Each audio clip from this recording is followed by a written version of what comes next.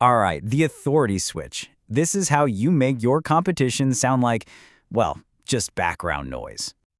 Look, you've got it all, right? You have the credentials, the case studies, the results. You've put in the work, you've honed your craft, you are the expert.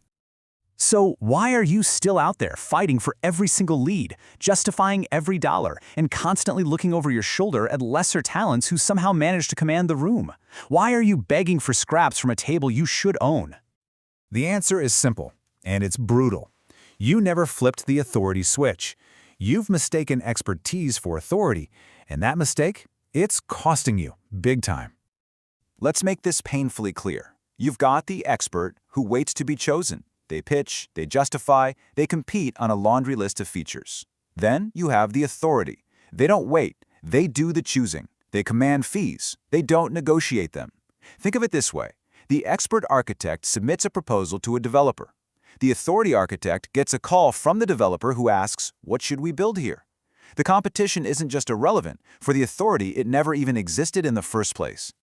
The difference between these two states is a prison. And it's a prison built from lies. Lies you've been told, and even worse, lies you've told yourself. It's time we tore down those walls.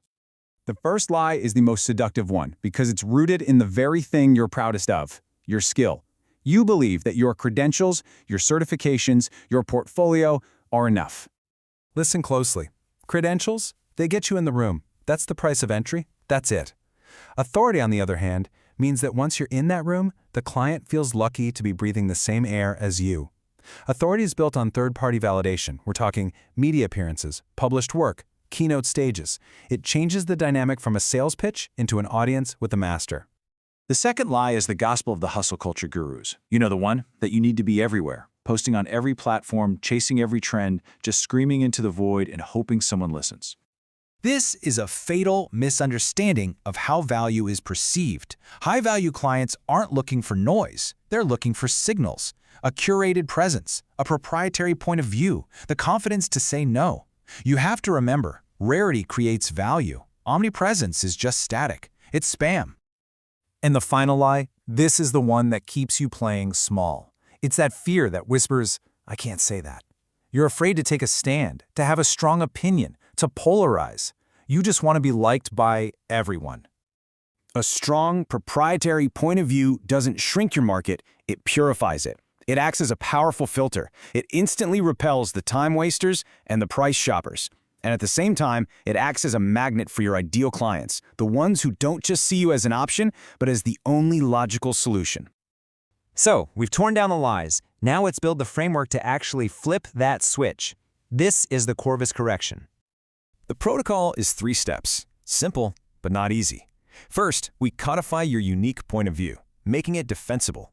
Second, we turn your pricing into a weapon. And third, we engineer your presence with surgical precision. Let's be crystal clear about what a proprietary POV is. It's not some fluffy mission statement. It is a unique, defensible, and valuable perspective on your market's problem that literally no one else can claim. It's your intellectual moat around your castle that makes all competition irrelevant. All right, let's talk about money. You've been thinking about it all wrong. The world of luxury understands a fundamental truth. Luxury sets the price. The price does not set luxury. Your price is not a number you need to justify. It is a strategic weapon. Its role is to filter out the wrong clients, signal immense value to the right ones, and give you the margin to deliver results that are simply in a different league. So stop defending your price, start selling it. Finally, you engineer your presence with surgical precision. This isn't about random content. This is about high-leverage placements, keynote stages, published work, targeted media appearances. This is calculated, not chaotic. So what's the ultimate goal of all this? It's to fundamentally reframe your value. It's to make your resume, that whole list of credentials, completely irrelevant. People don't buy a list of features. They buy into a story. And once they're a part of your narrative, they're not just customers anymore, they're loyalists. So my command to you is this. Stop adding bullet points to your resume. Start building the narrative that makes your resume irrelevant. I'll leave you with this one question. When you're not in the room, what story does your market tell about you? because that story is the only thing that matters.